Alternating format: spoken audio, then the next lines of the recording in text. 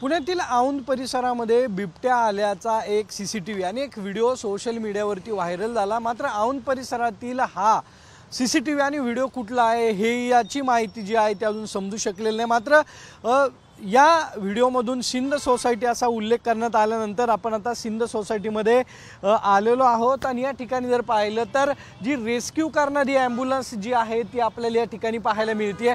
आतमध्ये जे या ठिकाणचे सुरक्षा रक्षक आहेत ते कुणालाही आतमध्ये सोडत नाही आहेत। मात्र आतमध्ये कुठल्याही पद्धतीचं रेस्क्यू जे आहे ते सुरू नसल्याची माहिती जी आहे ती समोर येते।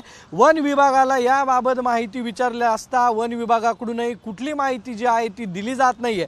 याच परिसरामध्ये कॉलेज जे आहे ते आपल्याला पाहायला मिळते। विद्यार्थ्यांची वर्दळ जी आहे ती मोठ्या प्रमाणावरती आपल्याला या ठिकाणी पाहायला मिळते।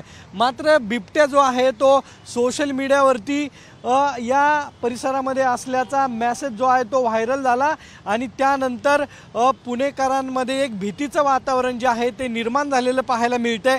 मात्र वन विभाग असेल किंवा जो सीसीटीव्ही आहे तो कुठला आहे याबाबत कुठलीही माहिती जी आहे ती समोर आलेली नाही आहे। जर या सोसायटीतील असेल तर या ठिकाणी वन विभागाने सकाळी येणं अपेक्षित होतं।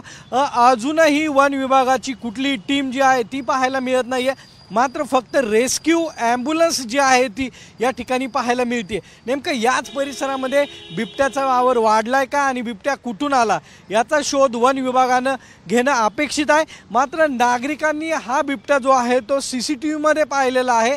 मात्र प्रत्यक्ष कुणी हा बिबट्या जो आहे तो या परिसरामध्ये पाहिली नसल्याची माहिती जी आहे ती आता समोर येते। कॅमेरामन सुमित भोसलेसह सागरावर साम टीव्ही पुणे।